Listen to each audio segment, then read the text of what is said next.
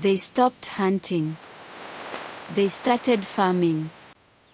They built villages, created art, and formed great nations. They stopped hunting. They started farming. Long before Europeans arrived, the people of Suriname had already built a civilization. They turned wild roots into food, clay into art, and rivers into highways of trade. This is the rise of indigenous Suriname. The birth of agriculture. Around 3000 BC, a revolution took place along the Corentyne River. The nomadic Paleo-Indians began to stay. Cassava is a hardy root that grows in poor soil and can be stored for months. Cassava is poisonous if eaten raw. The first farmers learned to grate it, squeeze out the poison, and bake it into flatbread. They cleared small patches of forest, planted seeds, and waited for the rains. For the first time, they controlled their own food supply. They no longer had to follow the game. They could plan for the future, store food for the lean season, and build permanent homes. This did not happen overnight. It took generations. But slowly, the people of Suriname transformed from hunters to farmers. They learned which plants grew best in the tropical soil. They learned when to plant and when to harvest. Geometric designs told stories of the people who made them. They became experts in the land.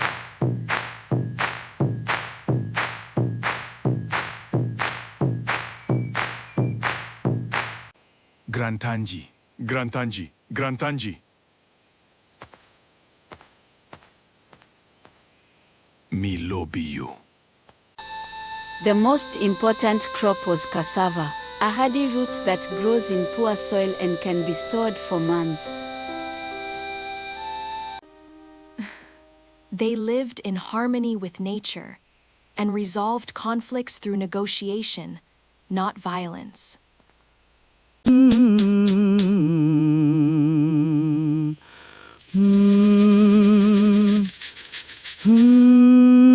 Cassava is poisonous if eaten raw, but the farmers learned to grate it, squeeze out the poison, and bake it into flatbread. Yeah.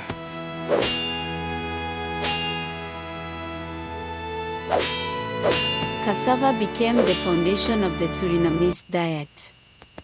It still is. They also grew pineapple, tobacco, and cotton. Pineapple was a sweet luxury traded far and wide. Tobacco was used for ceremonies and medicine.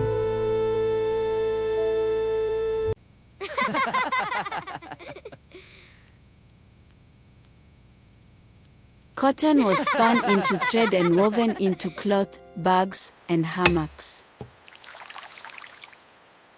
The Wayana are skilled canoe builders. Their canoes are works of art.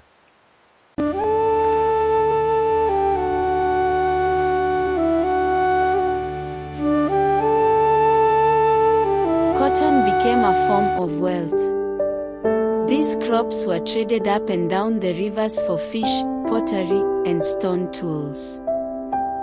Trade brought people together and spread new ideas.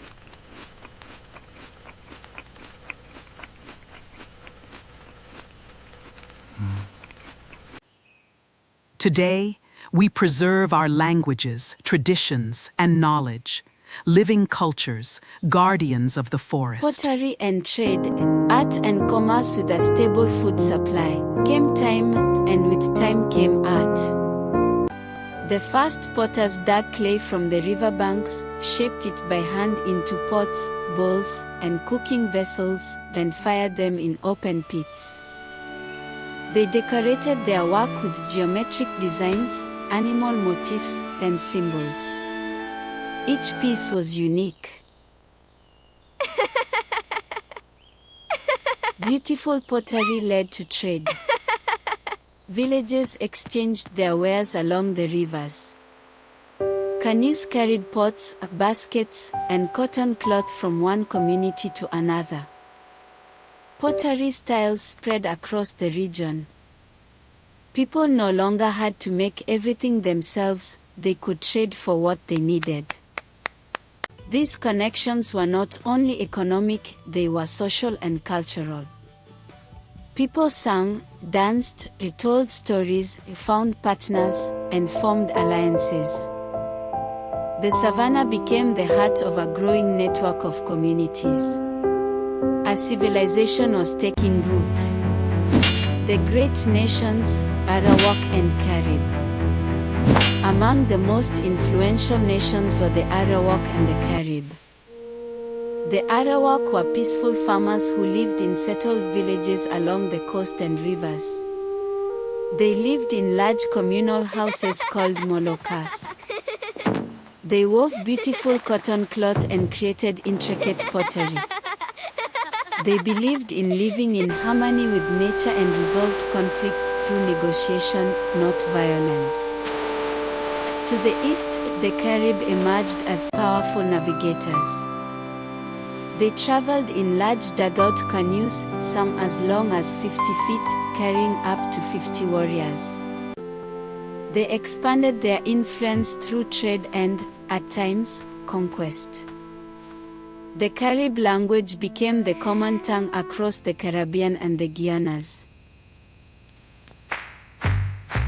Their society was more hierarchical, with chiefs, warriors, and shamans.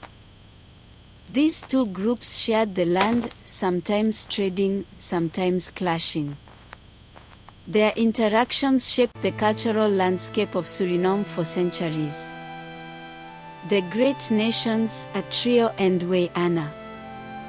Deep in the rainforest, the two other nations mastered survival. The trio, master hunters and shamans, live in the forests of southern Suriname. Their knowledge of medicinal plants is legendary. They live in communal houses called tukusipan, where families gather around a central fire. Their shamans can communicate with the spirit world, heal the sick, and control the weather. The Wayana live further north, along the rivers that flow into the Marawen. They are skilled canoe builders and traders. Their canoes are works of art. They also create spectacular beadwork and featherwork, and they have a rich mythology passed down through generations. For centuries, the trio and Wayana lived in balance with the rainforest. They knew which plants healed, which fruits fed, and which spirits protected. Today, the trio and Wayana continue to preserve their languages, traditions, and knowledge. They are not relics of the past. Fish is all we need. They are living cultures, guardians of the forest.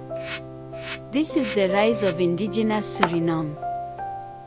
From cassava farmers to master potters, from the Arawak to the Carib, from the trio to the Wayana, their legacy still lives in the rivers, the forests, and the cultures that survive today. Which of these indigenous nations fascinates you most? The Arawak, the Carib, the trio, or the Wayana? Share your thoughts in the comments. And don't forget to subscribe for more stories about Suriname. This is the third episode of Chapter 1. Next episode, Africans before Columbus.